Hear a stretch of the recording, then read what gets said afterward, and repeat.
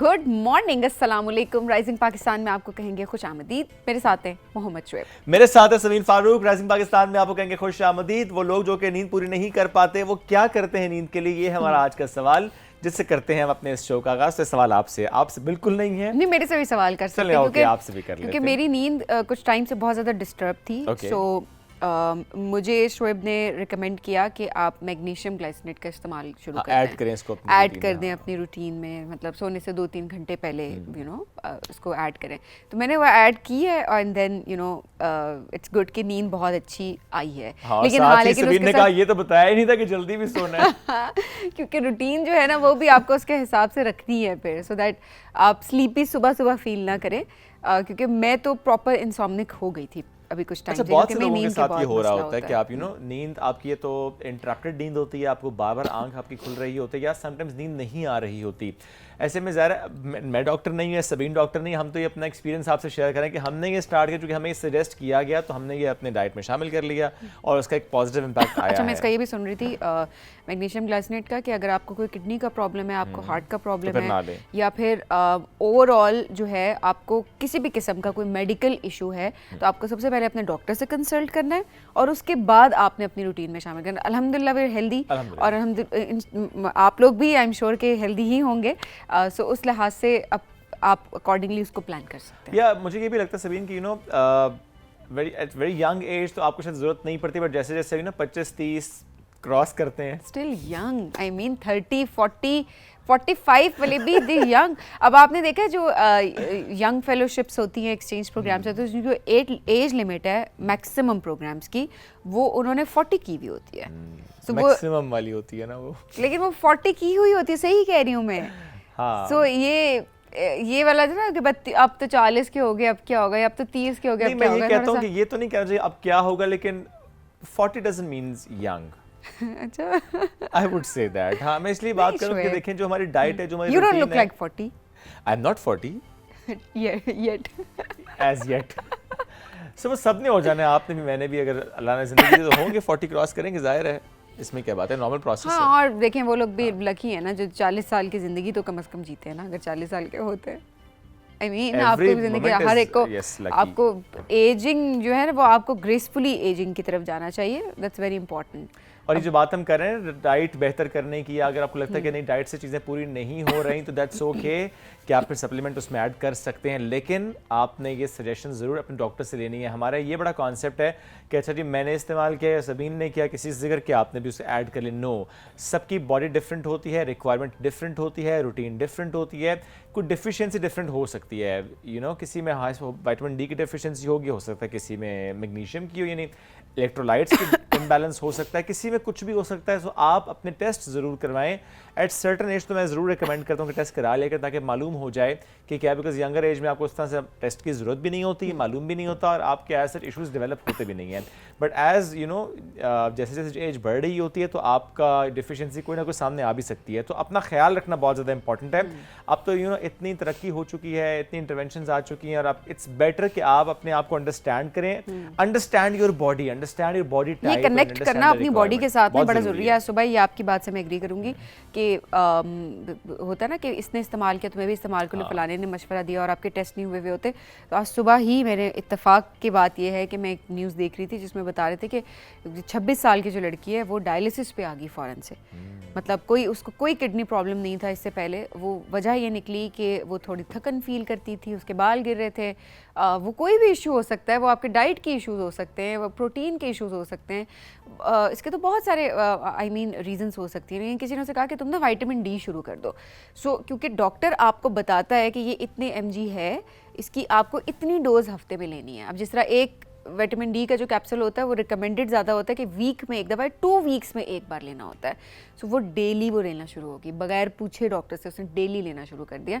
And कुछ time के बाद जो है वो उसकी किडनीज जो हैं वो फेल हो गई। सो ये देखिए, क्योंकि वो असल में यही होता है कि कैल्शियम आपकी बॉडी में ज़्यादा डिपॉजिट होना शुरू हो जाता है एंड देन ऑब्वियसली उसकी वजह से बहुत सारी कॉम्प्लिकेशंस होती हैं। तो इट्स वेरी इंपॉर्टेंट कि कोई भी आपको कोई भी मशवरा देता है उससे पहले, जैसे शुएब ने बताया, कि आपको टेस्ट करवाना है, डायग्नोज कराना है उस चीज़ को और उसके बाद डॉक्टर के मशवरे के मुताबिक कोई भी सप्लीमेंट या कोई भी दवाई आपने ऐड एब्सोल्युटली, स्पेशली जो विटामिन डी है, कैल्शियम है, आयरन है, जो कि इसकी हम ज़्यादा कंजम्पशन देख रहे होते ऐसे हैं। खाते हैं लोग Yes. तो हम जी मल्टीविटामिन खा रहे हैं, इट्स फाइन, खानी चाहिए, जरूर लेकिन खानी इफ इट्स चाहिए। रिक्वायर्ड तो खाएं, हाँ। वरना मत अगर खाएं। विटामिन डी मेरी बॉडी में ऑलरेडी पूरा है हाँ, और और- मैं विटामिन डी डेली खा रही हूँ, तो टॉक्सिस हो जाएगा ना अंदर।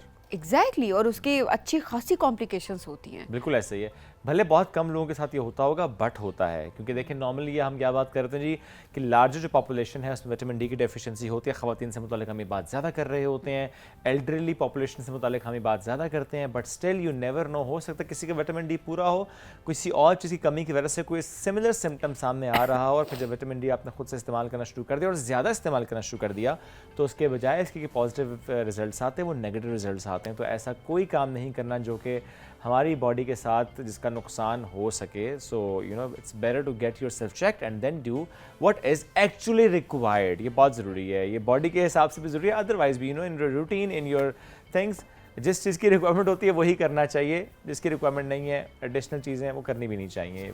That is something we wanted to talk about. अभी हम बढ़ना एक ब्रेक की तरफ, जब ब्रेक से वापस आएंगे तो हमें बात करनी है मेगा इवेंट से मुतालिक, जिसका आगाज़ आज से हो रहा है, फुटबॉल का मेगा इवेंट। इस पर करेंगे बात ब्रेक के बाद। स्टे विद अस, ये है राइजिंग पाकिस्तान।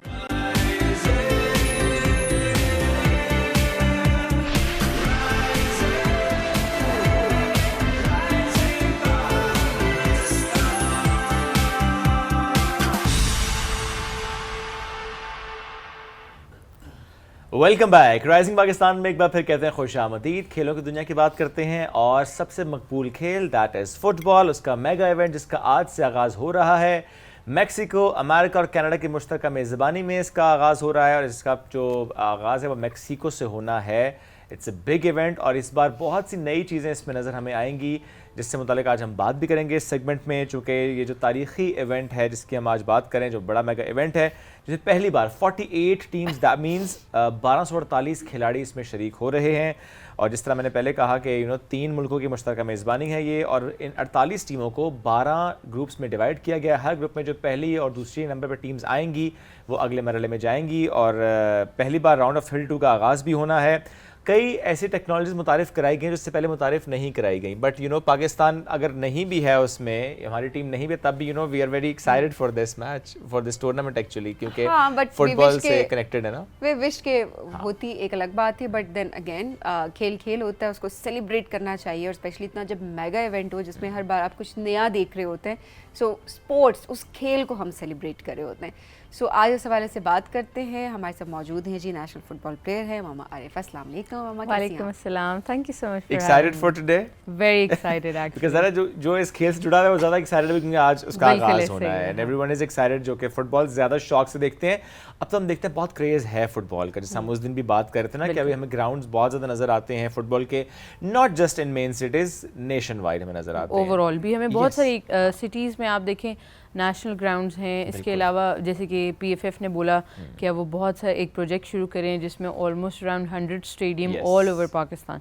सो ये भी एक बहुत बड़ी बात है, looking forward to that. Absolutely. और इससे पहले कि हम इस इवेंट की डिटेल्स में जाएं, वो जो एक कसक है ना कि हमारी टीम नहीं है, हाँ। वो बिल्कुल है, जिसके लिए हर थोड़े अरसे बाद ना एक थोड़ी उम्मीद बनना शुरू होती है कि आहिस्ता आहिस्ता हम स्टेप ले रहे हैं ताकि हम उस तक पहुंच पाएं। पहले इस पर ज़रा एक कमेंट ले लेते हैं कि एग्जैक्टली इस वक्त पाकिस्तान कहाँ खड़ा हुआ है, and what do you think, और हम क्या करें कि हम पहुंच पाएं फिर यहाँ तक। Many congratulation to all of us, because आपको पता होगा कि डायमंड जुबली टूर्नामेंट जो कि अभी पाकिस्तान टीम खेलने गई थी again against Afghanistan, we score 2 more goals, we won the trophy. So this is around, like, I think after 6 years, 7 years, we are winning some sort of a trophy on an international level. That's something very big. So hopefully a lot more chances gonna come now. Ranking भी थोड़ी ऊपर जाएगी तो बहुत कुछ देखने को मिलेगा। तो इंशाल्लाह हमारी टीम भी वहाँ तक पहुँचेगी। हाँ इंशाल्लाह। I am expecting like FIFA is actually a larger scale. Absolutely. You have to qualify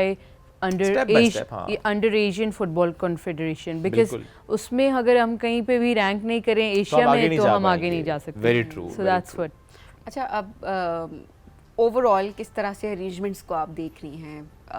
क्या कुछ नया होने जा रहा है इस मरतबा? लोग किस तरह से एक्साइटेड हो मज़ीद?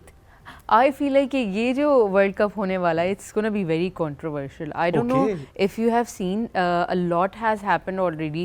There was a one जो रेफरी थे एक जो कि सोमालिया से बिलोंग करते हैं, उसामा उनका नाम है, ही वाज, अगर वो पार्टिसिपेट करते, he was selected as a referee.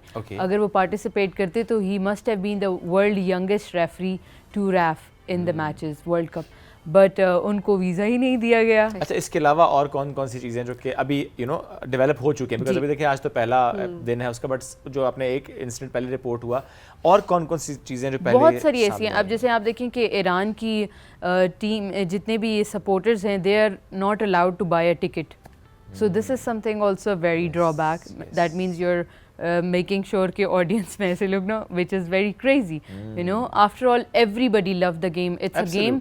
ये वो गेम है कि जिसमें एशिया से कह लें, इंटरनेशनल, यूरोप, ये वो जहाँ पे भी आप देखें, पीपल लव दिस गेम। और स्पेशली एशिया में, जो कि इराक, जैसे कि इराक की टीम ने after 40 years they have qualified this time. So it's a long journey, you know.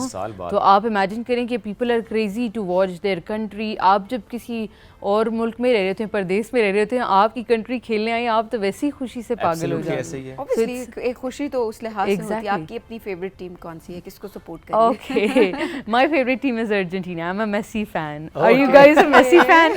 मैं हूँ वैसे। Okay, good. आपका क्या है? Ronaldo fan? क्योंकि हम आजकल बच्चे सीधा सवाल करते हैं कि मेसी और रोनाल्डो। मेरे बच्चे सीधे सीधे सवाल करते हैं, बाबा मेसी या रोनाल्डो, मेसी या रोनाल्डो। अच्छा, पता नहीं क्यों ज्यादा क्रेज रोनाल्डो का नजर आता है पाकिस्तान में। बच्चे से अगर पूछे तो बड़े कम ये ना समझे को, तो 2-4 लोगों की बात करी हुई, इतनी जो आबादी है उसकी बात करी हूँ। I feel like the people जो कि who have the game sense, ठीक है, और जो कि पुराने फॉलोअर हैं फुटबॉल के, they know the craze and charisma of Messi, you know. Whereas अगर हम यंगस्टर्स को देखें तो they are more crazy about Ronaldo, yes. But in this world cup we are most likely to have other stars, which is like Mbappe, Haaland and Modric. We will also see a lot other players जो कि अब ये world cup would not only be about Messi and Ronaldo. Absolutely, even अब if आगे बढ़ चुका है उससे even if we talk about Tunisia की team, which is you know कि उन्होंने भी qualify किया है, but they have this one player who can change the whole game entirely. So can you believe it? I don't know, but they're talking because they're not allowed to share it because of the confidential thing, but it's very crazy. और ये वैसे बहुत अच्छी बात भी है कि दो नाम जब फुटबॉल में इतने ज़्यादा लेवल पे आ रहे हो तो बाकी भी ऐड होने चाहिए, ऐसा ही नया टैलेंट अब सामने आना चाहिए। इट्स जस्ट लाइक कि जैसे अगर आप देखेंगे, हम पाकिस्तान फुटबॉल की बात करें, हम यही चाहते हैं कि ज़्यादा से ज़्यादा बच्चों को चांस मिले, जो कि हमारा जो यंग टैलेंट है उसको चांस मिले। आपने देखा लास्ट टाइम भी स्पेन की टीम में 3-4 प्लेयर्स ऐसे थे who were under 19। So under 19 होके नेशनल सीनियर टीम में पार्टिसिपेट करना is not an easy task. बहुत बड़ी बात है ये। अच्छा, टीम आपने तो अपनी तो बताई है ना फेवरेट, लेकिन एक होता है ना टूर्नामेंट में आपको एक वाइब नजर आ रही होती है ओवरऑल, जिस पे आपको लगता है कि ज़्यादा क्रेज उस टीम का डेवलप हुआ है। What is that team? Is it again Argentina? So this time basically we are supposed to have a lots ups and downs just like last time, because अगर आपको याद हो कि last time अर्जेंटीना को सऊदीया ने 2-1 हरा दिया था। That was starting, बड़ा upset हुआ था। Exactly, it was the starting, and same Morocco, which was the first team from Africa to qualify, उन्होंने पुर्तगाल को हरा दिया था, and Ronaldo was in tears because of that. So see कि now this time, पहले तो 32 teams थी, ठीक है, 48 teams हैं इस दफ़ा। So imagine, I feel like a lot is going to happen, a lot of drama. Excitement है वो वैसे मामा की बातों से और उससे शक्ल से नजर आ रही है कि देखिए जो वाकई स्पोर्ट्स को सेलिब्रेट करते हैं, जो उस खेल को पसंद करते हैं, वो कंप्लीटली इन्वॉल्व होते हैं Exactly, ऐसे ही। So वो वही वाली बात है कि काश हमारी टीम होती, लेकिन नेक्स्ट टाइम इंशाल्लाह बहुत जल्द हम देखेंगे भी, उम्मीद हम इस चीज़ की कर सकते हैं। वी आर वेरी ग्रेटफुल कि अगर आपको पता हो पाकिस्तान और रीजन के जो प्लेयर हैं who is actually playing from Iraq team, so he's gonna make it. So somehow Pakistan है वहाँ पे, ग्राउंड के अंदर भी, बाहर तो होगी। चलें हम इसी पर खुश हो जाते हैं। इराक की टीम को सपोर्ट हम करें फिर इसका मतलब है बिल्कुल ऐसे ही। लेकिन हम सब टीम को सपोर्ट करें तो जाहिर है। Which one is your favorite team? वैसे मुझे तो ब्राजील की टीम ज़्यादा पसंद है। Okay, that's good. But Brazil is also because you see now Brazil में भी बहुत सारे player who are under 19, Yes, under yes. 20. So Emerging they're gonna players हैं उसमें, exactly yes. they all are emerging youngster, young blood. तो You know. Let's see Yeah. अपनी अपनी favourite team है, लेकिन मुझे लगता है कि फेवरेट टीम में चेंज भी हो रही होती है अब जब According to the time. तो हम परफॉर्मेंस देखेंगे तो हो सकता है किसी मैच के बाद मैं कहूँ नहीं नहीं this team is out from my list now, you know, I add some other yes. और because of maybe player or और team. इवन अगर आपकी कोई भी आई फील है कि अगर एज अ व्यूअर आपकी कोई भी फेवरेट टीम हो, by the time it enters the knockout stage आपकी टीमें वैसे ही बदल चुकी होती हैं और कभी कभी पूरी टीम बदल जाती है, कभी कभी कहते हैं आप टीम को तो सपोर्ट कर, इस प्लेयर को सपोर्ट नहीं कर रहा मैं। हाँ बिल्कुल ऐसे या इस प्लेयर की वजह से पूरी टीम को सपोर्ट ऐसा ही है, तो ये तो बिल्कुल। अच्छा खासा होता है कि अच्छा ये फजील साहब आपने बताया कि मेसी बिल्कुल। के फैन है तो आप अर्जेंटीना को आप जाहिर है सपोर्ट करी हैं। एआई को किस तरह से इनकॉर्पोरेट किया गया इस दफा? ओके सो बेसिकली आपने देखा होगा कि ओवरऑल एआई का बहुत ज़्यादा इम्पैक्ट रहा है इन past years. Yes. So this time they have also used a lot of different technologies कि जिससे वो ज़्यादा बेहतर तरीके से you know गोल जज कर सकें. लास्ट टाइम भी उनके पास जब उस वक्त जब 2010 में they have introduced this one technology which is like a goal line. तो अगर if the ball cross the goal line और फिर भी कीपर पकड़ ले, बट इफ़ इट क्रॉस तो वो जो रेफरी की वॉच होती है उस पर गोल का अलर्ट आ जाता था. So you see how much connected in 2010 it was. ये वही स्मार्ट बॉल टेक्नोलॉजी है exactly. So now we are expecting a lot more in terms of rules and regulation में थोड़ा बहुत चेंजेस आए हैं.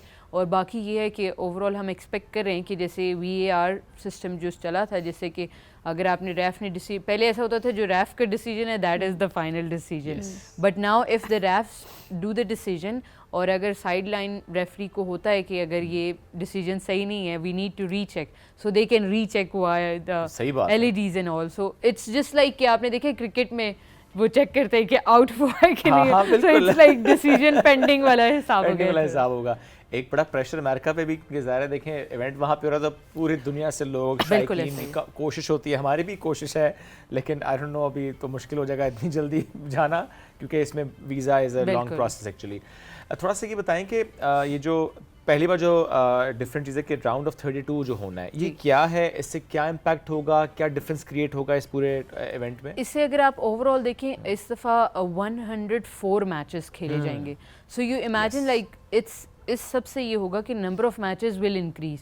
इसका मतलब जब नंबर ऑफ मैचेस इंक्रीज होते हैं इसका मतलब ये कि हर प्लेयर को प्रॉपर टाइम मिलेगा खेलने के लिए. हर टीम को ज़्यादा टाइम मिलेगा परफॉर्मेंस शो ऑफ करने के लिए.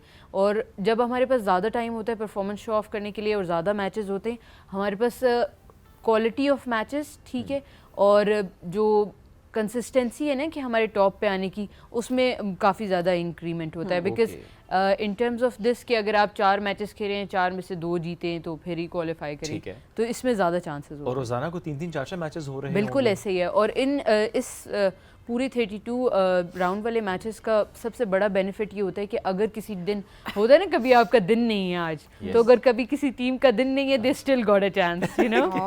But there are still few teams like France, Turkey, America and USA. So these are the teams कि जिनके लिए every match is gonna be the final match. Because इनके लिए गलती की कोई गुंजाइश नहीं है. कोई ऐसी टीम है जो पहली बार पहुंची है? Iraq, I told you. Iraq, 40, yes, you told. yes, Iraq, yes. After 40 years, Turkey also have a great chance this time again. और अगर आपको पता हो कि उनके जो प्लेयर्स हैं he have been able to make it to the European level also, तो होपफुली उनसे भी काफ़ी ज़्यादा एक्सपेक्टेशन है. But as I told you कि उनके लिए it would be you know very scary because उन कोई गलती की गुंजाइश नहीं. अच्छा, लास्ट इवेंट पे हमने सेलिब्रेट किया जी कि हमारे फुटबॉल वहाँ पे मौजूद Exactly, थे. तो इस दफ़ा भी ऐसा है? इस दफ़ा भी बिल्कुल ऐसा ही है. सियालकोट से फुटबॉल पहुंचे हैं. बिल्कुल. इस दफ़ा भी हमारे सियालकोट से चलिए हमारी पार्टिसिपेशन है ना. हाँ, हम आप ये समझ लें हमारी मैनेजमेंट है, ये समझ लें. नहीं, आप ये समझ लें कि उसके फुटबॉल के बगैर अलावा तो फुटबॉल नहीं होगा तो कैसे खेलेंगे. छोटे होते हम जब खेलते थे कि अगर क्रिकेट अगर लड़ाई हो जाए जिसका मैं बैट अपना और फुटबॉल बैट लेकर लेके निकल जा गया रहा हूँ. तो हम भी फुटबॉल लेकर निकल इवेंट सकते ही नहीं हो सकता. हाँ, बिल्कुल. बात ही खत्म, फुल स्टॉप.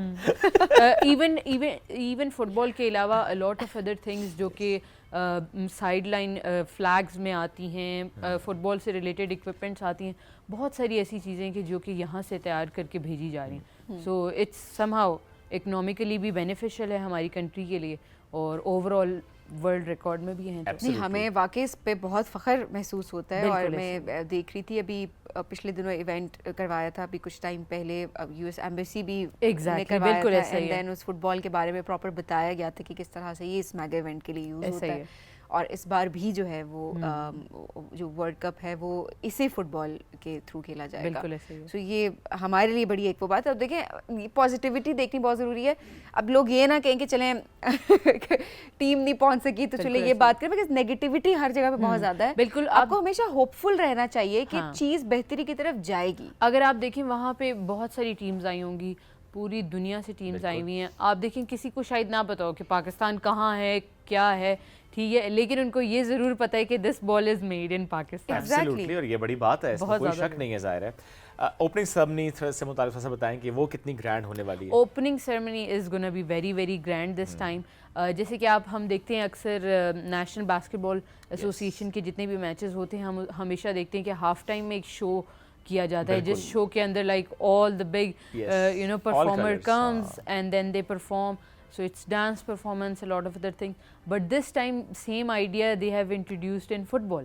कि अब जब हाफ टाइम होगा, हाफ टाइम बिल्कुल हाफ टाइम का टाइम थोड़ा लंबा कर दिया और उसके बीच में there is another half time show. तो दिस इज आल्सो समथिंग, ये बेसिकली है यूएसए का culture, half time show.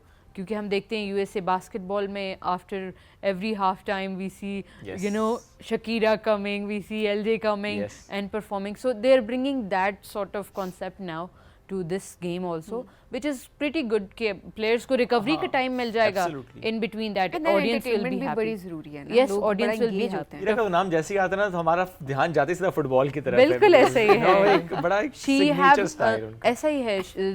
The song waka waka, which is also one of the very top listed song. और वो कोई भी बच्चा सुनता है, अगर उसको फुटबॉल में इंटरेस्ट है नहीं है तो उसको पता है ये गाना फुटबॉल के लिए बना हुआ है. कभी छोटे बड़े इवेंट्स में भी हम देखते हैं वो गाना जरूर बिल्कुल ऐसा ही है. ऐसे ही एक फुल ऑफ स्पिरिट गाना है वो, अगर आप देखें इट्स वेरी जॉयफुल. एब्सोल्युटली. क्या जिस तरह क्रिकेट को हम देखते हैं कि पाकिस्तान में हम सेलिब्रेट कर रहे होते हैं इवेंट्स को, या स्क्रीन्स हो रही होती हैं यहाँ पे, चूँकि फुटबॉल पे भी हम देखते हैं कल्चर डेवलप हो गया है, स्क्रीन्स लगी होती हैं और लोग सपोर्ट कर रहे होते हैं. How do you see this culture in Pakistan now?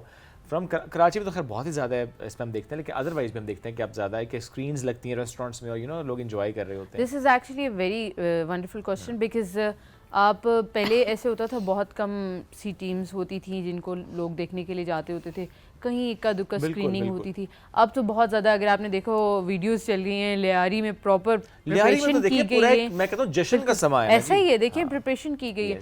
Same अगर आप देखें इवन हमारा जो प्रोजेक्ट है मैदान, हमने उसके रिलेटेड भी हम यहाँ पे बच्चों के लिए और यंगस्टर्स के लिए फ्री ऑफ कॉस्ट स्क्रीनिंग करवा रहे हैं, which will involve a lot of food, then different sports activities. हाँ, we are trying to do all matches. So ये भी एक इट्स जस्ट कि आप कोई भी हेल्दी एक्टिविटी के थ्रू बच्चों को कनेक्ट करें, यूथ को कनेक्ट करें, और this is some sort of a event के जो ऑलरेडी बच्चे बहुत ज़्यादा इन्वॉल्व होते हैं. आप जेन जी और जेन अल्फा तो बहुत इन्वॉल्व है, बिल्कुल बहुत इन्वेस्ट करते हैं अपना टाइम फुटबॉल में. एंड बहुत अच्छी बात है कि बाकी खेल क्रिकेट के अलावा भी, क्रिकेट के साथ साथ जो है उनको भी सेलिब्रेट किया जाता है उसी लेवल के ऊपर. एंड हम सब बड़े एक्साइटेड हैं, एंड आई एम श्योर आप भी एक्साइटेड हैं ओपनिंग सेरेमनी के लिए और जो मैगी बाकी मैचेस के लिए, बाकी मैचेस के लिए एंजॉय करेंगे सारे फुटबॉल को. एग्जैक्टली. हम बहुत शुक्रिया प्रोग्राम में ज्वाइन करने के लिए. नाज़रीन, हम बढ़ेंगे एक ब्रेक के जाने. स्टे विद अस.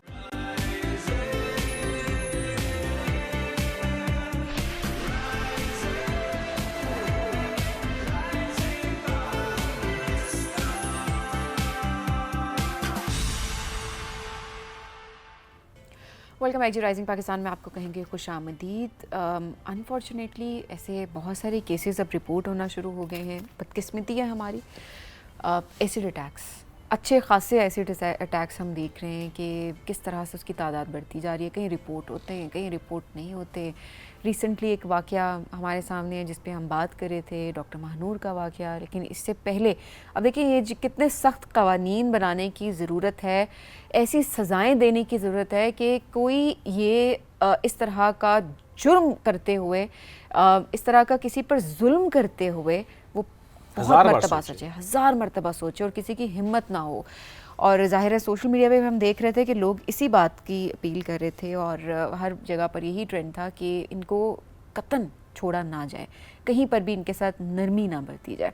और ऐसे ही इससे पहले जो एक केस था कि खातून पर तेज़ाब जो है वो फेंका गया था, एक जो मुजरिम था अब्दुल मनान, कम उम्री की बुनियाद पर उसने ज़ाहिर है एक नरमी की अपील दायर की थी, उसको रिजेक्ट कर दिया गया है सुप्रीम कोर्ट की तरफ से और उस सज़ा को बरकरार रखने का फ़ैसला किया गया है। और सुप्रीम कोर्ट ने ये तारीख़ी फ़ैसला दिया है कि हाई कोर्ट्स तेज़ाब फेंकने के केसेस का ट्रायल हर सूरत में 4 माह के अंदर अंदर उसको मुकम्मल करेंगे। और इसके अलावा जो आम शहरियाँ हैं, आम शहरी जो हैं, उनको तेज़ाब की जो खुली फ़रोख्त है उस पर मुकम्मल पाबंदी जो है वो आयद की जाएगी। अच्छा, ये क्यों इम्पॉर्टेंट था? क्योंकि लोग यही बात कर रहे थे, माइंडसेट पे तो काम करना ही करना है कि इसके पीछे मतलब ऐसी क्या बात है जो कि इंसान को इस लेवल तक लेकर चला जाए कि वो तेज़ाब फेंक दे किसी के मुंह के ऊपर, किसी की पूरी ज़िंदगी जो है उसको ख़राब कर दे, उसको बर्बाद कर दे। इस चीज़ के ऊपर तो काम करना है, लेकिन एट द सेम टाइम हमें इस जुर्म को रोकने के लिए ये भी कितना ज़रूरी है कि हम ऐसे कवानीन बनाएं कि आपको वो चीज़ मुहैया ना हो, या प्रॉपर आपको उसके लिए आपके पास एक लीगल वे हो, या कोई एक ऐसी प्रिस्क्रिप्शन हो, या ऑब्वियसली अब जिस तरह से आगे देखा जाएगा कि तेज़ाब कैसे मिल सकता है, किस काम के लिए मिल सकता है, ताकि मज़ीद ज़िंदगियाँ जो हैं वो ख़राब ना हो सके। एब्सोल्युटली, आज इस मौजूद में हमें बात भी करनी है क्योंकि सुप्रीम कोर्ट की जजमेंट और वहाँ के जो रिमार्क्स हैं बहुत अहम होते हैं, और आइंदा आने वाले दिनों में जिस तरह से पॉलिसी में हम उसके इनकॉर्पोरेशन देखते हैं, आज हमें उस पर बात करनी है। हमें ज्वाइन किया है एडवोकेट सुप्रीम कोर्ट हैं आलिया ज़रीन साहिबा। इस मौजू पर आज हम उनसे गुफ्तगू करेंगे। अस्सलाम वालेकुम जी, कैसी हैं आप? Thank you so much, I am good. I am so glad that I am here with you. Thank you so much जी, बहुत शुक्रिया। थोड़ी जो गाइडलाइंस हैं सुप्रीम कोर्ट की बड़ी इंपॉर्टेंट है, हम चाहेंगे इसी से आगाज़ करें क्योंकि बहुत से वाक़े जैसे सबीन ने जिक्र किया, बिकॉज रिसेंट जो वाक़ा है उसने हमें सबको एक दफ़ा फिर झंझोड़ के रख दिया है, कोयटा का डॉक्टर मानूर का वाक़ा। अब जो और ऐसे केसेस जो कि स्टिल चल रहे हैं, उस पर हम देखते हैं जजमेंट्स आ रही होती हैं, रिमार्क्स आ रहे होते हैं, और ये सबसे इंपॉर्टेंट आई थिंक इसमें शायद ये है कि खुलेआम फ़रोख्त पे पाबंदी आयद कीजिए। थोड़ा सा बताएं कि गाइडलाइंस क्या क्या आई हैं, क्या रिमार्क्स हैं डिफरेंट केसेस में जो कि आप देख रही होती हैं। अच्छा, एक तो आई थिंक एसिड अटैक के बारे में पहले भी कवानीन मौजूद थे, लेकिन हमारे यहाँ implementation is the real problem. Supreme court ने अभी ये किया है कि एक तो इम्प्लीमेंटेशन के अंदर जो गाइडलाइन पहली और मेरा ख्याल है वो फॉरमोस्ट है, वो ये है कि immediate I think conclusion of the matter, जिसमें आपने इवन डॉक्टर महानूर केस के अंदर भी देखा कि उसमें I believe that whatever was the reason, I would not justify, लेकिन वो ज़ीरो टॉलरेंस पॉलिसी स्टेट ने शो की है कि this is not going to be tolerated in any manner. तो आई थिंक वो जो सुओ मोटो लेकर सुप्रीम कोर्ट ने कॉग्निजेंस लेकर कहा है कि नो, स्टिल वो चाहे लॉ इन्फोर्समेंट है, they should not take things into their hands, और एक थ्रू प्रोसेस ऑफ कोर्ट जो आपका सिस्टम है उसमें 4 महीने के अंदर अगर आप उसका ट्रायल करके कंक्लूड कर देंगे तो उससे पब्लिक का वो जो ट्रस्ट है वो भी बहाल हो जाएगा, और जो रिलीफ है आई थिंक वो फॉर पीपल, आई थिंक वो रिलीफ बहुत मैटर करता है। एसिड अटैक के विक्टिम्स के लिए मुझे नहीं लगता कि शायद इवन सज़ा देना is not enough, that is not enough. So what supreme court has decided कि आप वो पैरामीटर्स वो आप फॉलो करेंगे, उसकी सेल के ऊपर, परचेज़ के ऊपर, वो उन्होंने बाकायदा जो है वो पॉलिसी गाइडलाइंस बना दी है, और ये भी गवर्नमेंट को जो है वो कह दिया कि आप ये पॉलिसी जो है वो इनको डिवाइस करें कि किस तरह से जो है वो तेज़ाब की सेल, परचेज़, ये कहीं पर जो है वो नज़र आता है कि ओपन पाकिस्तान के अंदर आपको पता है कि it is very convenient to purchase anything from anywhere. Even I think very unfortunately अगर आप कोई अनलॉफुल चीज़ भी लेने के लिए जाते हैं तो रास्ते मौजूद हैं, तो उसको रेगुलेट करने के लिए उन्होंने एक पॉलिसी मैकेनिज़्म वो दे दिया। जाहिर है कि उसको अगेन वो कहते हैं रिट्रेशन के लिए जो है वो गवर्नमेंट को जो है वो it will have to take steps कि जो जिसमें शायद ये बहुत ज़रूरी है। एक डॉक्टर मानूर के केस में तो शायद एक्सेप्शनल स्टेप्स लिए गए हैं, और मेरा ख्याल है सारी पूरी स्टेट ऑफ पाकिस्तान ही एक दफ़ा बहुत शर्मसार भी है, और एक दफ़ा मेरा ख्याल है it became a jolt, it became an upsetting and devastating factor for everyone to know कि आप बेटियां पढ़ा लिखा के इसलिए नहीं आप भेजते, वो लोगों को मदद करने के लिए वहाँ पर somebody was telling me कि वो अपने गांव के लोगों की होप थी। Anybody who was coming from that village just knew कि उनके पास जाना है, और she was providing assistance, she was helping. The way it all happened, it was like it is something I believe that we should extend a lot of remorse for that. So Supreme Court ने at least ये ज़रूर किया है कि उसमें जो sensitivity level है उसको एक दफ़ा दोबारा से retreat किया है कि it is not ओनली कि आपने सिर्फ बात करनी है, इट इज़ नॉट ओनली कि सुप्रीम कोर्ट ने ये कह दिया, बल्कि रिपोर्ट जमा करवाने का भी उनको कहा है कि आप वो बना कर जो है वो सारे गाइडलाइंस उनको इम्प्लीमेंट करके। पंजाब में भी there is a lot of work that the CM साहिबा is doing, a lot of work which I must appreciate कि जिस तरीके का एक्स्ट्रा ऑर्डनरी काम पहले नहीं हो रहा था yes, इस तरह के तहफ़्फ़ुज़ को लेके तो नो जी, डाउट। ये पहले भी 2023 में भी एक बिल जो है वो इसके ऊपर आया था, बट वेरी अनफॉर्चुनेटली वो उस तरीके से शायद वो नहीं बन सका और उसकी जो इम्प्लीमेंटेशन है वो नहीं हो सकी। अब हमें उम्मीद है कि इंशाल्लाह शायद में भी कभी कभार हमें एज अ नेशन ज़रूरत होती है कि कोई एक हमें धचका लगता है, और वो अभी तो अल्लाह ताला ने उनको फिर भी उनको ज़िंदगी दी है, and we are so grateful to almighty Allah कि वो हमारे लिए अल्लाह ताला ने एक और मौका दिया है हमें कि हम चीज़ें रेक्टिफाई कर सकें, और आने वाले टाइम में वो बच्चियां जो प्रोग्रेसिव माहौल के अंदर बहुत सारी ऐसी जगहों पर काम कर रही हैं उनको प्रोटेक्ट कर सकें। ये स्टेट की रिस्पॉन्सिबिलिटी है, किसी और की रिस्पॉन्सिबिलिटी नहीं है, ये लॉ इन्फोर्समेंट की रिस्पॉन्सिबिलिटी है, ये तमाम अदालतों की रिस्पॉन्सिबिलिटी है, और हम सब की आई थिंक जॉइंट एक रिस्पॉन्सिबिलिटी है, बिकॉज आप बहुत सारे ऐसे गलत माइंडसेट को आपको एड्रेस भी करना है, आपने उन्हें काउंसिल भी करना है, बिकॉज उनके लिए चेहरा खुला लेकर प्रैक्टिस करना इज़ लाइक यू नो बेहयाई, और मे बी अगर आपने सही से बात नहीं की तो वाई तुमने सही से बात नहीं की, that justifies the acid attack. Acid attack survivors के लिए आप जितने अल्फाज बोलें वो मुझे लगता है कम है। आप किसी तरीके से भी उनकी मिजरी आप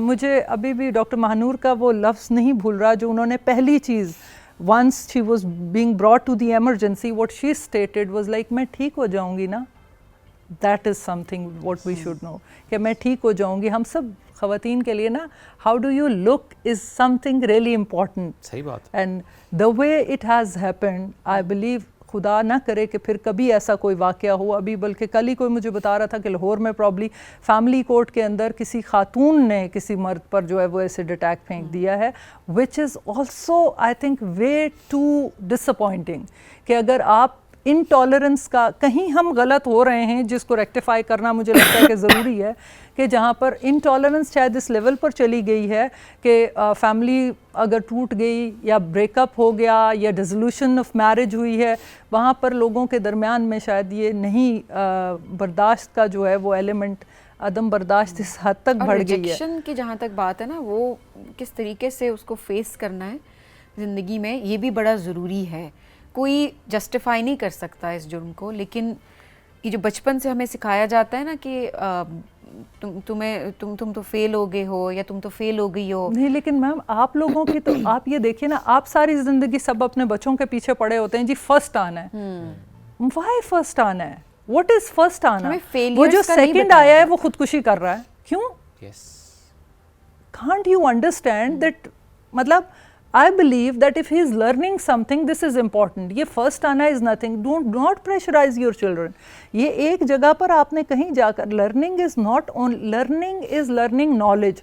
आप information के एक रेले के अंदर बैठे हुए हैं, आप उस information के रेले में बिल्कुल सेंस नहीं कर पा रहे कि हम ही में से कुछ लोग they have started acting abnormal. सही बात है, और पता भी नहीं है, ये ज़्यादा दुख की बात है। आपको उन साइकोटिक्स का बिल्कुल आइडिया नहीं है। आपके प्रोफेशनल लाइफ में आप इवन बहुत अच्छी किसी जगह पर, मैं अदारों के नाम नहीं लूँगी, sometimes when you handle those people you say I believe that you should get a therapy. मुझे लगता है कि क्यों नहीं आप किसी साइकियाट्रिस्ट के साथ। एंड मुझे याद है one of my client got offended with this notion. I said जितना आप इस चीज़ पे जिद कर रहे हो, आई थिंक आप एक सेशन ले लो, यू विल फील बेटर। और ये सोसाइटी के लिए भी ज़रूरी होगा। इससे पहले आपने बात की ना, और सबीन ने भी जो इस पर एम्फसाइज़ किया, ये जो रिजेक्शन फेस नहीं करते, आपने कहा बड़ा अच्छा कहा। आई थिंक ये इतनी छोटी सी बात से स्टार्ट हो जाता है जब आप प्रेशराइज करते हैं अपने बच्चे को कि आप फर्स्ट क्यों नहीं आए और आपने टॉप क्यों नहीं किया। It is not just coming from the parents, actually it is coming from the school, it's coming from teachers, label करते हैं। एक्सटेंडेड फैमिली से भी प्रेशर आता है, सोसाइटी से भी प्रेशर आता है, ट्यूटर से भी प्रेशर आता है, हर तरफ से प्रेशर उस बच्चे के ऊपर है। बच्चों का एक सेक्शन बना दिया जाता है, सो कॉल्ड जिनको कहा जाता है नालायक बच्चे। दूसरी साइड भी देखिए ना, आपको सभी बहुत कमाने वाले चाहिए, आपको बहुत पैसा चाहिए। अच्छा, कभी कभी मेरा दिल चाहता है कि उनको लेके जाऊं, रोहतास दिखाऊं कि भाई people this is just a moment that you are living in, and when it is going to end, there is nothing that you are going to take along. Absolutely. So आप इसको realize करें कि life is worth living it. It's not एक वो जो exercise हम सब ने किया है, ये जुल्म अपने साथ जितने भी लोग हैं कि हम सब की expectation ये है कि बहुत सारा पैसा कमाना है, irrespective वो कहाँ से आना है. अगर किसी ने एक बार ना कर दिया, क्यों मुझे ना किया? ये ज्यादा बड़ा मसला ना कि इररिस्पेक्टिव ऑफ के कहाँ से कमाना है और ना क्यों कर दिया है, ये दोनों ना बातें कि बड़ी आप important मुझे हैं। ना नहीं कर सकते because I am a lawyer and you know हाँ, ये मैं आ गई है ना अंदर के, बस मुझे कैसे इनकार कर दिया? Ego eccentric, I think very unfortunate state of affairs. मैं बहुत सारी जगहों पर, बहुत सीनियर जगहों पर ये कहती होती हूँ कि अगर ना साइकिक इवैल्यूएशन हो तो हम में से बहुत सारे लोग शायद डिसेबिलिटी क्लॉज में चले जाएं. हम शायद नहीं डिफेंड कर सकते खुद को बिकॉज बहुत सारे हमारे काम ऐसे हैं. ये नहीं है, समटाइम्स स्ट्रेस होता है, समटाइम्स अनफॉर्चुनेट आपकी कोई फैमिली लाइफ डिस्टर्ब्ड है, आप इक्वल एक्सपेक्टेशन आप नहीं रख सकते. वर्क प्लेस पर भी कंपैशनेट आप फीलिंग्स देते हैं कि ओके ठीक है, इसका भी घर का कोई ऐसा मसला चल रहा है, इसको थोड़ा सा स्पेस दीजिए.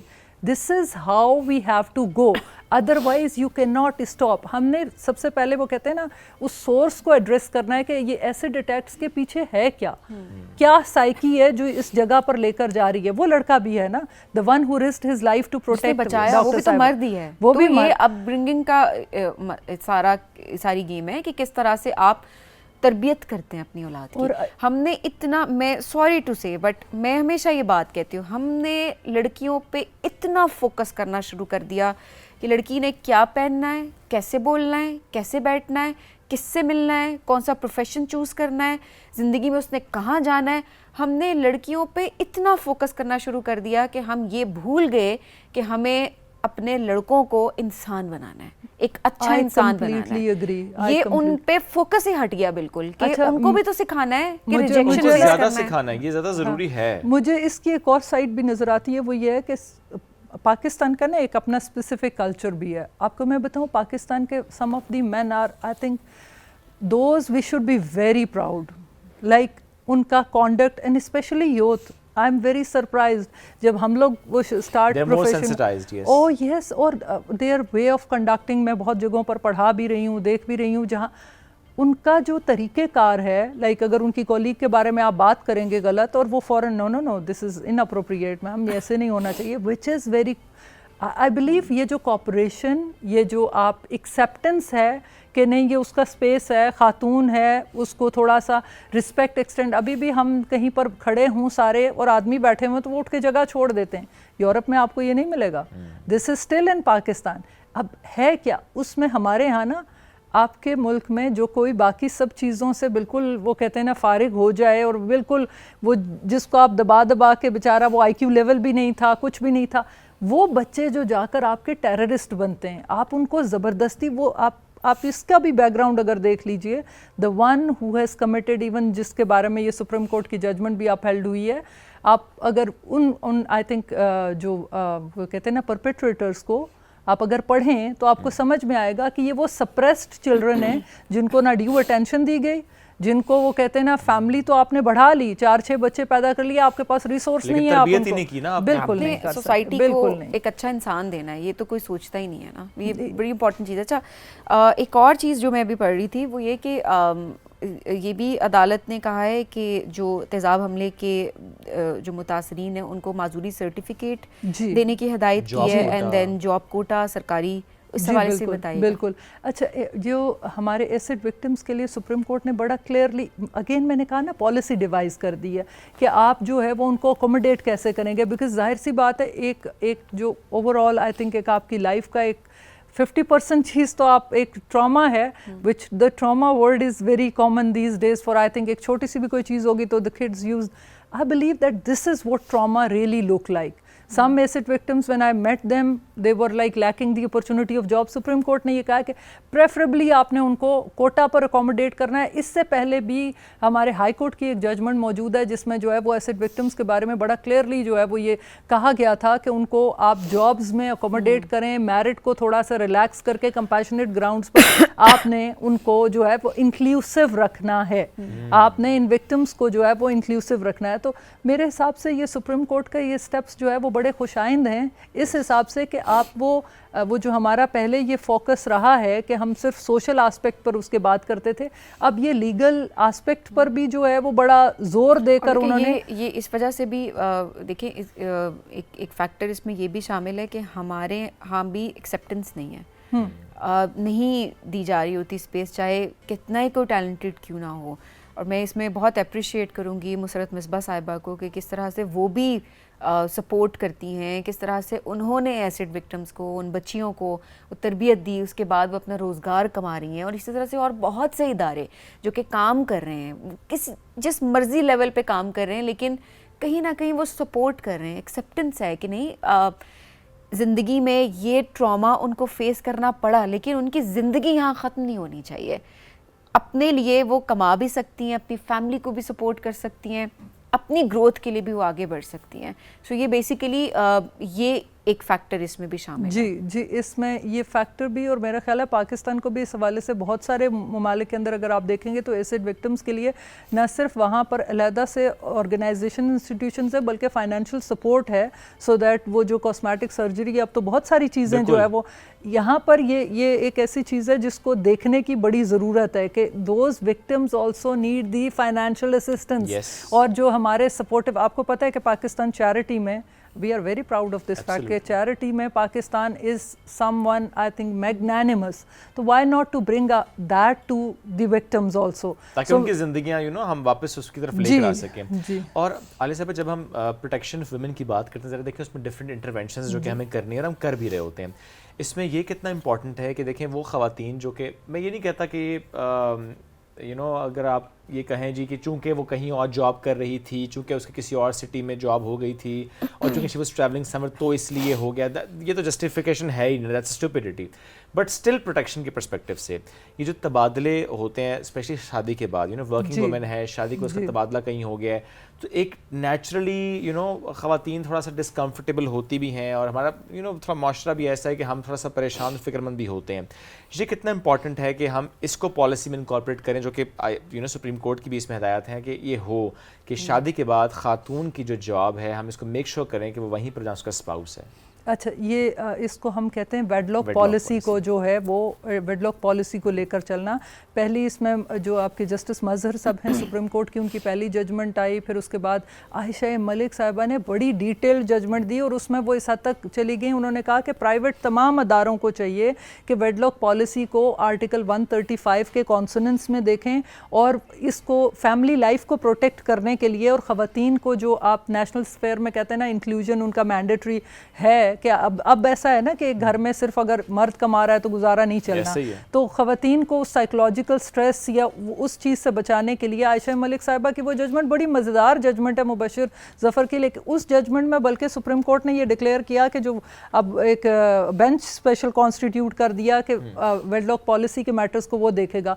अब ये जो लेटेस्ट जजमेंट आई वो भी जस्टिस मजहर साहब की है, उसमें उन्होंने मुसरत हिलाली साहिबा ने, और उन्होंने बड़ी डिटेल के अंदर ये लिखा कि जनाब एक खातून जो है वो जिस टर्मोइल में से गुजरती है, नॉट ओनली, और जो फैमिली जिस ट्रबल में से गुजरती है, पर्टिकुलरली वो खातून, मुझे याद है कि उनका बच्चा बहुत ज़्यादा बीमार था, और उसने कहीं 2019 के अंदर अप्लाई किया ट्रांसफ़र के लिए बोर्ड ऑफ रेवेन्यू में, और उनकी ट्रांसफ़र नहीं हुई, फिर वो पंजाब सर्विस ट्रिब्यूनल चली गई, वहाँ से उनका क्लेम रिजेक्ट हो गया, फिर वो हाई कोर्ट आई, और 2026 में हाई कोर्ट उनको कह रही है कि जनाब जुल्म ना करें। अगर एक हस्बैंड एक जगह पर एक शहर के अंदर सिटी में काम कर रहा है, फॉर एग्जांपल उनके हस्बैंड जो है फैसलाबाद में थे and she was appointed in Lahore, तो ये ख़वातीन या तो जॉब छोड़ देती हैं क्योंकि वो कॉम्प्रोमाइजिंग एंड पर चली जाती हैं कि अच्छा तुम करते रहो, मैं बच्चे पाल लूँगी। तो सुप्रीम कोर्ट का व्यू ये था कि देखिए अब अगर आपने प्रैक्टिकली इकोनॉमिकली ख़वातीन को इंक्लूड करना है तो थोड़ा सा आपने कंपैशनेट व्यू इस वेडलॉक पॉलिसी को देना है। अगरचे स्टिल उसमें उन्होंने कहा है कि posting and transfer R exclusive and absolute privileges of the employer, लेकिन एट द सेम टाइम आपने ये ज़रूर समझना है कि अगर एक खातून अप्लाई करी है कि मेरा मियाँ वहाँ पर है, मेरे बच्चे यहाँ पर हैं, मैं भी जॉब पर जाऊँगी, तो बच्चों को कैसे हम फैमिली को कैसे केटर करेंगे तो इसको कंपैशनेट आप हेल्पिंग जो है वो दें। और उस पर जो 2023 में अगेन बिल जो आया था, अभी तक वो कानून नहीं बना है, लेकिन उसका तस्करा भी जो है वो जस्टिस मजहर साहब ने अपनी जजमेंट के अंदर जो है वो इन डिटेल इन डेप्थ किया है। आई बिलीव दैट थोड़ा सा ना इसमें शोएब जो मुझे लगता है कि अदारों के अंदर ना लोगों के जहनों को हमने थोड़ा सा समझाना है। जब शुरू प्रैक्टिस के दिनों में मुझे याद है कि अगर कोई एम्प्लॉई चला जाता था अपने एम्प्लॉयर के खिलाफ, तो ना पूरा अदारा मिलकर अच्छे एक्सपर्ट कॉर्पोरेट लॉयर्स को लेके उसको मतलब बहुत उसके खिलाफ और उसको बहुत ही एलियन उसके साथ सलाम दुआ बंद। No, still he doesn't cease to be the employee. ठीक है, वो आपका एक फ़र्द है। आप 15,000 या 1500 लोग हैं जो एम्प्लॉयर हैं या उस कैपेसिटी के अंदर एक एम्प्लॉयमेंट में जो है वो मौजूद है, तो उस एक बंदे को आप थोड़ा सा सिखाइए, तरबियत कीजिए, ट्रेनिंग्स दीजिए, ताकि ट्रांसफ़र और पोस्टिंग को भी आई बिलीव कि जस्टिशिएबल होना चाहिए। जुल्म नहीं करना चाहिए कि ये जुल्म है कि आप फैमिली को स्कैटर कर देंगे। हाँ बिल्कुल, if there is a compassionate reason तो उसको उसी तरह ट्रीट करना चाहिए। आपने बड़ा अच्छा कहा कि देखें वो पॉलिसी की तरफ तो हम बढ़, लेकिन हाँ कानून बन जाए तो वो ज़्यादा अच्छी इंप्लीमेंटेशन उसकी होगी जो कि होनी चाहिए। क्योंकि अगर वाकई हमने ख़वातीन को फाइनेंशियली इंडिपेंडेंट करना है, इंक्लूजन उनकी लेकर आनी, तो फिर हमें स्टेट के लेवल पर भी, प्राइवेट सेक्टर पर भी ये सब कुछ करना होगा और मुल्क के लिए भी करना होगा। मोर देन 50% जो पॉपुलेशन है वो ख़वातीन पे जो मुश्तमिल है, तो दिस वेरी इंपॉर्टेंट कि आप उनको इंक्लूड करेंगे, वो काम करेंगे तो मुल्क आगे बढ़ेगा। I say thank you very much for joining us, it's great to have you. हम आज इस बड़े अहम मौजूद पर गुफ्तगू कर रहे थे। हम एक ब्रेक की तरफ बढ़ना है, ब्रेक से वापस आएंगे, रहिए हमारे साथ। ये है राइजिंग पाकिस्तान।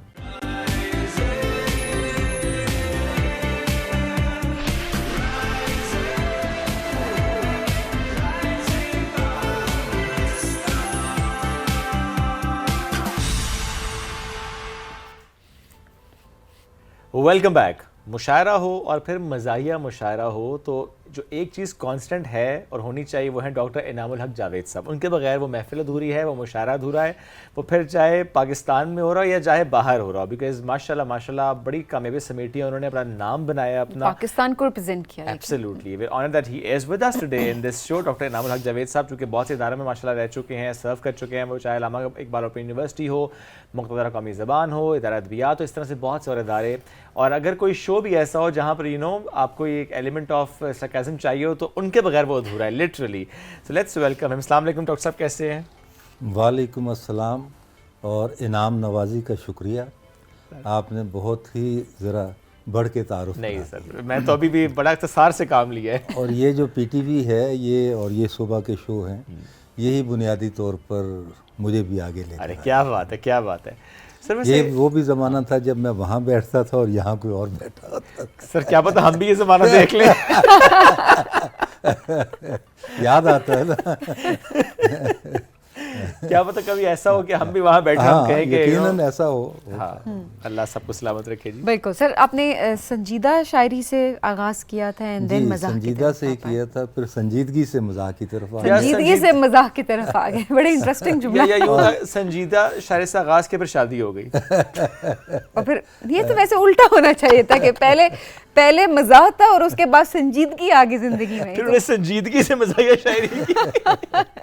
असल में इसकी भी वजह ये कि इस्लामाबाद जब मैं यहाँ आया तो एकेडमी ऑफ लेटर्स में था, उसके चेयरमैन थे जनरल शफीकुर रहमान साहब। लाहौर में मेरी दोस्ती सबसे ज़्यादा यानी मेरे बड़े भाइयों की तरह हैं अताउल हक कासमी साहब। माशाअल्लाह। यहाँ आए तो महल्लेदार बन गए सरफराज शाहिद, सही सही, ज़मीर जाफरी साहब, सही सही, और इधर अनवर मसूद साहब थे। तो वो खरबूजे को देख के माहौल ही ऐसा मिला, फिर आपको माहौल ऐसा मिला तो वो। पर ज़्यादा एंजॉय कौन सी आपने शायरी को किया? मजाक को ज़्यादा एंजॉय किया या संजीदा शायरी को? अब मैं कहता हूँ ये संजीदा शायरी जो है ये मेरी पहली शादी थी। अच्छा। और वही कामयाब शादी होती है। और जो मज़ाहिया शायरी है ये दूसरी शादी थी। और वो जो बेगम है वो तीसरी। लेकिन मुझे फिक्रा मुकम्मल कर लेंगे कि लेकिन दूसरी शादी ने मुझे खुशहाल बहुत रखा। पूरी दुनिया की सैर कराई, जहाँ घूमे, कभी कराची जा रहे हैं, कभी यूएसए जा रहे हैं, कभी और खाने हर तरह का। और बाद औक़ात तो मैं कहता हूँ कि मेरा जो एक एक कता है, एक एक कता वो पता नहीं 50-50 लाख रुपया मुझे कमा के दे चुका है। अब तो देखें ना हमारे रेट भी 60-70 हज़ार हो गए लोकल मुशायरों के। तो वो ज़माना जब बिल्कुल ही कम था, 3,000 4,000 रुपया, बहुत पुरानी बात कर रहा हूँ, तो उस वक्त से चल रहे हैं वो, तो वो मज़ाहिया शायरी तो चल रही है। अल्लाह का शुक्र है मैं संजीदा शायरी में भी ठीक ही था, लेकिन बहरहाल इस पे पहचान थोड़ा ज़रा ज़रा मज़ाहिया शायरी ये कम थे ना, इसे किल्लत थी, अक़लियत में थे, कम थे। तो जब कम होते हैं तो फिर ये ज़रूर है कि मैंने चूँकि मुहक्किक नक़ाद भी था, फिर कंपेयर भी था, ऑर्गेनाइज़र भी था, माशाल्लाह। तो बहुत सी चीज़ें थी, तो मैंने मज़ाहिया शायरी के फ़रोग़ के लिए बहुत काम किया उस ज़माने में। वो जब मैंने ये पीटीपी से जो किश्ते ज़ाफ़रान चला, इस असल में तो वही उसी ने फिर शेप इसको अप कर दिया पूरा शेप अप किया। बिल्कुल ऐसे ही है। तो उसके लिए आगा साहब से, मैं एमडी साहब से बहुत, ज़मीर साहब के तवस्सुत से भी, ख़ुद भी ज़ाती वो ख़ुद शौक़ रखते थे, तो कहते रहते थे हम कि जी मज़ाहिया में। मैं एक प्रोग्राम यहाँ टीवी पे करता था, साझा पंजाबी का, तो उसमें मैंने 2 मज़ाहिया मुशायरे पंजाबी के कराए, वो छोटे छोटे पंजाबी का प्रोग्राम, तो उर्दू का नहीं था। रेडियो पर भी जो प्रोग्राम मैं करता था, तो रेडियो रावलपिंडी से रेडियो की तारीख़ का पहला मज़ाहिया मुशायरा जो है, तो कंपेयर भी मैंने, वो चूँकि मैं था ना ऑर्गेनाइज़र था, कंपेयर भी था, तो वो कहने लगे कि जी, फिर जब मैं कहता मज़ाहिया मुशायरा, तो उन्होंने कहा कि आप फिर अरेंज करें और सारा। तो इतने लोग थे, ये कोई, तो यहाँ से भी जो किश्ते ज़ाफ़रान चला, तो सारी काबिज थी, और वो फिर बुनियाद थी मज़ाहिया शायरी के फ़रोग़ की।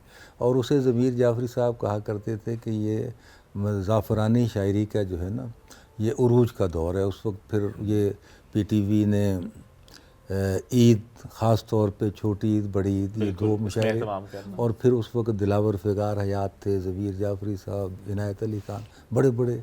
तो वो एक प्लेटफार्म मिला, और जब यहाँ से थ्रैश मिला पीटीवी से, तो ये पीटीवी मैं कहता हूँ मज़ाहिया शायरों का जो है ये शोरूम है। हाँ, नर्सरी है, शोरूम है। अगर किसी और चैनल पे जाएं तो हमें बहुत पैसे मिलते हैं, लेकिन ये शोरूम है जहाँ ये यहाँ ना आए तो फिर कुछ भी नहीं। खरीदारों के आना ही पड़ेगा। नहीं शायरी पे आ जाते हैं मेरा ख्याल है, क्योंकि वक्त बड़ा मुख्तसर है हमारे पास। आई रिमेंबर एक और शो में जब आपने वो एक मंडी से मुताल्लिक पंजाबी शायरी पढ़ी, बड़ा हमने एंजॉय भी किया था उसको, खरीदार और वो व्यापार के बकरा मंडी, बड़े ज़बरदस्त। आज क्या सुनाएंगे जी हमें? आज मैं आपको 1-2 संजीदा चीज़ें छोटी छोटी सुना देता हूँ, और एक आध नज़म सुना देता हूँ। बिल्कुल ठीक है। तो संजीदगी के में ये था कि अदावतें जो किसी की अदू से ख़त्म हुई, अदावतें जो किसी की अदू से ख़त्म हुई, जहाँ कहीं भी हुई गुफ्तगू से ख़त्म हुई, जहाँ कहीं भी गुफ्तगू से ख़त्म हुई, डिबेट से, मुकालमे से। और दिल फ़क्र कनात में कलंदर से बड़ा हो, और ज़र्फ़ की हद ये कि समंदर से बड़ा हो। वाह वाह। ज़ाहिर की बड़ाई कोई मानी नहीं रखती, दरअसल बड़ा वो है जो अंदर से बड़ा है। वाह। तो इस तरह की मेरी शायरी थी। और अब मैं एक आपको नज़्म सुना देता हूँ, मरीज़ और मसीहा। ठीक है। लेकिन उससे पहले शायद मैं एक कथा आपको सुनाऊँ। जी जी। कि ये जो कि ताज़ा ही है, एक आध दिन का ही, कि शुगर हो आजकल बड़ी कॉमन है। शुगर हुई तो उसका परहेज़ दीदनी था, शुगर हुई तो उसका परहेज़ दीदनी था, खुराक में से उसने कर दी थी आउट शुगर। खुराक में से उसने कर दी थी आउट शुगर, गन्ने के जूस वाले को दिया यूं उसने ऑर्डर, मुझे 2 गिलास दे दो विदाउट शुगर।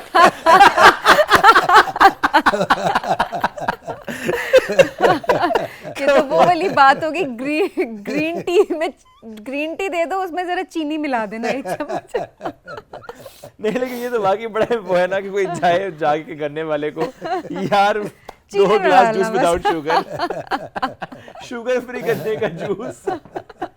वो भी आ ही जाएगा। You never know. क्योंकि everything can happen। बिल्कुल। नज़म पे आते हैं सर। तो वो मैं नज़म पेश करता हूँ, मरीज़ और मसीहा। ठीक है। बीमार हो के मैं जो गया डॉक्टर के पास, बीमार हो के मैं जो गया डॉक्टर के पास, क्यों कर बताऊं कैसे मेरे उड़ गए हवास।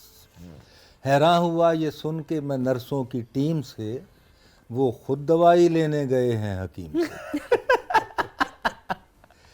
और आगे से जब हकीम को ढूंढा हुआ आया, आए थे इस जगह जो अभी डॉक्टर फुलां, उनको पे मुशावरत ये हाज़िके ज़मां, लेकर गए हुए हैं किसी होमियो के। और नाचार होमियो की तरफ उठ गए कदम, पहुंचा वहाँ जो पाट कर गलियों के पेचो खम, बोला ये बालका कि मुझे आपकी कसम, तीनों गए हैं पीर के दर पर कराने दम। तो आखिरी बंद इसका ये है कि मरीज बेचारा हंसते हुए जो पहुंचा मैं फिर पीर जी के घर। तीनों खड़े हुए थे गली में पकड़ के सर, सुनकर मुरीदे खास बड़े डॉक्टर का नाम, बोला पकड़ के घुटनों को अज़राहे एहतराम, था पीर जी को रात से सर दर्द मा जुकाम, सो छोड़कर अधूरा यहाँ अपना फैज़ आम, वो आपके मते पे गए हैं अभी अभी। क्या विशेष साइकिल आपने एक्सप्लेन की है जी, कमाल कमाल, बहुत खूब। अच्छा डॉक्टर साहब, किसी मुशायरे में हो, किसी यूनिवर्सिटी के इवेंट पे हो, मुझे एक माहौल होता है वो ज़्यादा डिफाइन करता है आपको कि अच्छा ये नज़म मुझे पेश करनी चाहिए। बिल्कुल, इसे कहते हैं माप साइकोलॉजी, और I am specialist of that. माशाल्लाह। कि जब आप स्टूडेंट्स को वो शायरी जो मैं यूनिवर्सिटी में सुनाता हूँ यहाँ नहीं सुना सकता, एक हर सेंटिटी है, माहौल है, सुबह का टाइम है, मुशायरा शाम की, तो वो आप बाहर जाते हैं, मिसाल के तौर पर अगर आप यहाँ पे महंगाई का और बजट अभी और दूसरी चीज़ को करेंगे ना तो लोग उसको एंजॉय करेंगे, लेकिन दुबई में अगर आप महंगाई की बात करेंगे, आज तो मैं नहीं कहता, लेकिन वैसे हालात ज़रा नीचे आ गए हैं ना बिल्कुल गुज़श्ता 2-4-6 महीनों में, तो अदरवाइज़ वहाँ महंगाई उन्होंने कहाँ से, या यूएसए में आप महंगाई, मतलब बहुत सी चीज़ें, पॉलिटिक्स की वहाँ बात करें, जहाँ पॉलिटिक्स जगह का मौजूद है आपका, लोग एंजॉय डिफरेंट टॉपिक्स करते हैं। हाँ जी, ठीक है। तो ये हमारी यूथ किस तरह के टॉपिक्स को एंजॉय करती है अभी? देखें यूथ जो है ना जेनजी में चली गई हुई है, हमारा मतलब ये आप भी बैठे हुए हैं सामने है, आप ज़रा सा आगे हैं, तो अब अगली जो नस्ल आपकी पढ़ रही है बिल्कुल फर्स्ट ईयर सेकंड ईयर में, तो उनका बिल्कुल यानी सोचने का अंदाज, सुनने का अंदाज बहुत मुख्तलिफ है, तो वो फिर जेन जी के लिए पर्टिकुलरली उस तरह का उस माहौल में जाके वो लिखना पड़ता है। जेन जी अट्रैक्ट होती है, कनेक्ट होती है मज़ाहिरा शायरी से। ओहो, अच्छा, मुझे लग रहा है वो ज़्यादा मज़ाहिया से ही होती होगी, क्योंकि नहीं संजीदा शायरी भी, अब ये जो नए लिखने वाले आए हैं ना शायर संजीदा, वो भी एक शुगुफ्ता गज़ल लिखते हैं, वो इतनी गई गुजरी नहीं होती जिस तरह से गहरी हो और वो होती। मैं आपको एक 2 शेर सुनाता हूँ जो उस रंग में है, जो तो उसके अंदर, अच्छा आप आप देखिए ना, अदम साहब की जो शायरी है उसके अंदर एक शगुफ्तगी भी पाई जाती है, ठीक है, और इसी तरह गालिब के यहाँ भी कहीं मिलते हैं ना, एक आध आ जाता है, तो वो अब जो नए लोग लिख रहे हैं, एक तो मज़ामीन बड़े नए ला रहे हैं और हमारी सोच से वो आगे हैं बहुत, और दूसरा उनको सुनने वाले भी वही लोग हैं। तो मैं एक उस रंग में आपको 2-3 शेर सुनाता हूँ, और ये इस जैसे मुशायरे होते हैं ना, मिक्स मुशायरे के 5-6 संजीदा शायर होते हैं, 1-2 होते हैं, तो ये उस अंदाज में अब चलती हैं चीज़ें। तो जाकर वहाँ पे दाल जो अपनी गली नहीं, ये अब उनके लिए है, आपके लिए, जाकर वहाँ पे दाल जो अपनी गली नहीं, लगता है जिसमें जाना था ये वो गली नहीं।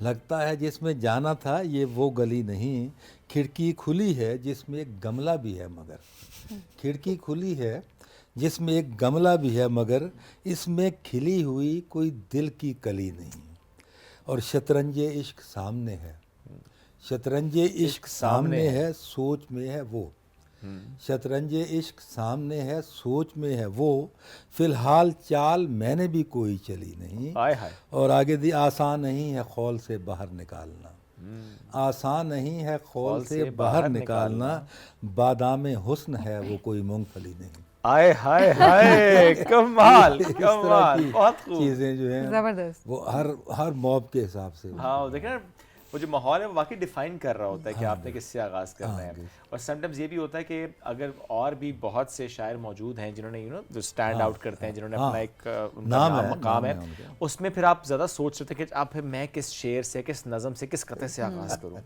ये भी एक ज़ाहिर पूरा एक साइंस है, पूरी साइकोलॉजी है जो कि आपने उसी वक्त डिसाइड करनी है। आप पहले से डिसाइड भी नहीं कर सकते, उसी वक्त इन अ मिनट आपने वो डिसाइड करनी होती है। और अगर आपने सिलेक्शन गलत कर ली तो आप गए। तो अच्छा नहीं, वैसे कभी आपके साथ हुआ इतने सालों की जर्नी में कि गलत अल्लाह का सिलेक्शन शुक्र है नहीं हुआ कोई ऐसा, लेकिन ऐसा ज़रूर हुआ है कि कोई ऐसा मजमा मिल गया जिसमें सारे शायरी एक दूसरे खामोशी से बड़े अदब से सुनेंगे।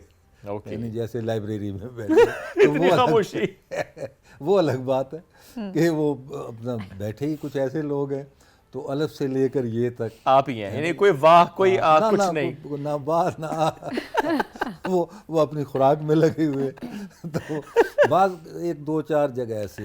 अच्छा, ये आपको जरा डिमोटिवेट भी करती है ना फिर कि बंदा कहता है मुकाओ फिर काम कार चलिए। हाँ नहीं मैं तो फिर बड़ी मज़ेदार बातें करता हूँ जब, क्योंकि फिर कनेक्ट कर लेते हैं सीनियर होने की वजह से आखिर में, तो फिर मैं कुछ ऐसी गुफ्तगू करता हूँ कि वो समझ जाते हैं बात को। हाँ। क्योंकि मेज़बान होते हैं, उन्हें कहा तो कुछ नहीं जा सकता।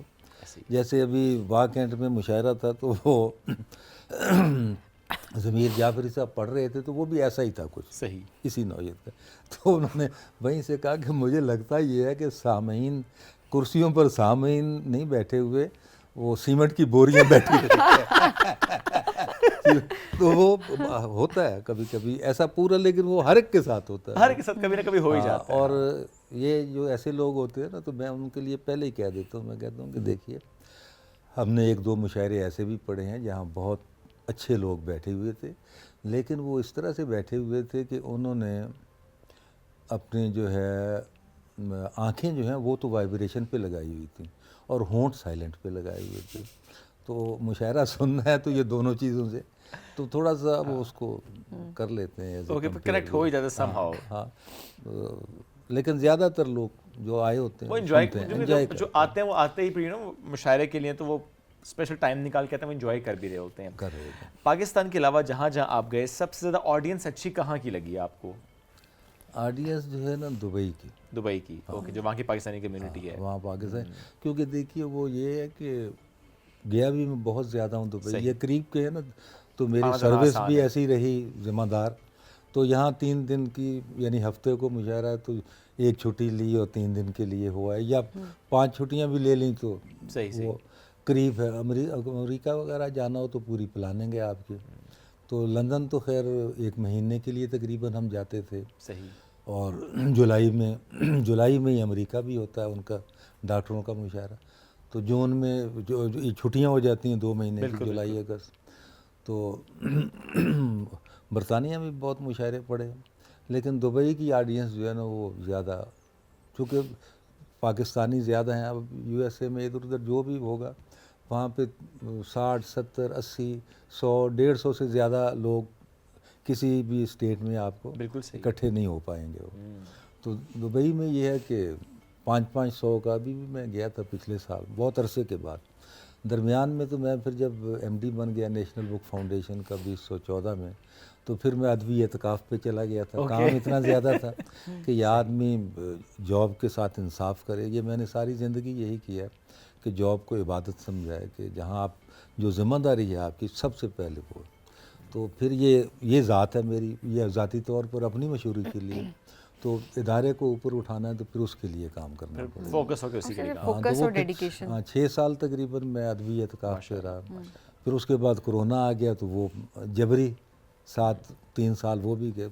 23 से जाकर फिर कोविड पे भी बहुत लिखा होगा आपने। हाँ, बहुत। वो तो पूरी किताब ही लोगों ने और भी लिखा, मैंने भी लिखा, क्योंकि कोविड में ये था कि आदमी फिर कुछ भी नहीं कर सकता था ना, घर से बाहर भी नहीं निकल रहा, दफ्तर जाना है तो बहुत तरीके से घर पर पड़ा हुआ हूँ और बुड़बुड़ा रहा हूँ। मैं अपनी शायरी अब खुद को सुना रहा हूँ। तो वो क्लासें भी ख़त्म हो गई, मुशायरे भी ख़त्म, हर चीज़ ही ख़त्म हो गई। सर आखिर में हम चाहेंगे कोई शायरी आपको मैं सुनाएं। शेर अगर last we are winding up actually, किसी एक शेर से अगर हम मैं एक शेर जी चले मैं संजीदा सुना देता। चलें ठीक है। तेरे लिए कोई दिल जिंदा ना आएगा। देखें शेर का लफ्ज़ जो है शऊर से निकला है, बिल्कुल। तो शेर वो है जो शऊर देता है, Yes. उसमें दानिश दानाई की कोई बात होनी होती है, चाहिए, बिल्कुल मेरे ऐसे नज़र। विजडम होगा उसमें। और तेरे लिए कोई दिल जिंदा ना आएगा, सच है कि अब निजात दहिंदा ना आएगा। एक चिड़िया को पकड़ के गवाया सब एतमाद, एक चिड़िया को पकड़ के गवाया सब एतमाद, अब तेरी छत पे कोई परिंदा परिंदा ना नहीं आएगा। आएगा। वाह, परिंदा ना आएगा, क्या बात doctor sahab, great. Doctor thank you so much, it's an honour for us कि आप यहाँ पे मौजूद हैं और वक्त अगेन बड़ा मुख्तसर, और ऐसी नशिस्तें तो बड़ी तवील होनी चाहिए। डॉक्टर साहब again thank you very much, आपने ज्वाइन किया। मैं नाज़रीन इसी के साथ आपसे लेंगे इजाज़त, अपना बहुत सा ख्याल रखें। और ये जो शायरी यहाँ पे हुई है, इसके अलावा ज़रा हम डिफरेंट मुशायरा पे डॉक्टर साहब को सुन रहे होते हैं, जो कि बहुत ज़्यादा आप लोग अब तो रील्स में इस्तेमाल कर रहे हैं उनकी शायरी, अब एक दूसरे को भेज भी रहे होते हैं, जो कि अगेन एक वे ऑफ कम्युनिकेशन बन चुका है हमारा। लेंगे इजाज़त, दोबारा मुलाकात कल करेंगे। अल्लाह हाफ़िज़।